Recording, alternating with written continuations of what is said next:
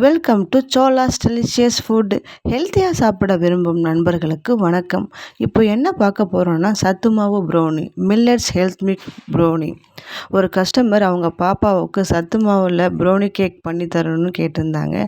அவங்க கேட்ட மாதிரி நான் பண்ணி கொடுத்துருந்தேன். அந்த ப்ரௌனியை சாப்பிட்டுட்டு ரொம்ப ஹாப்பியாக நல்லா இருந்துச்சு ரிவ்யூ சொல்லியிருந்தாங்க. அவங்களுக்கும் தேங்க்யூ.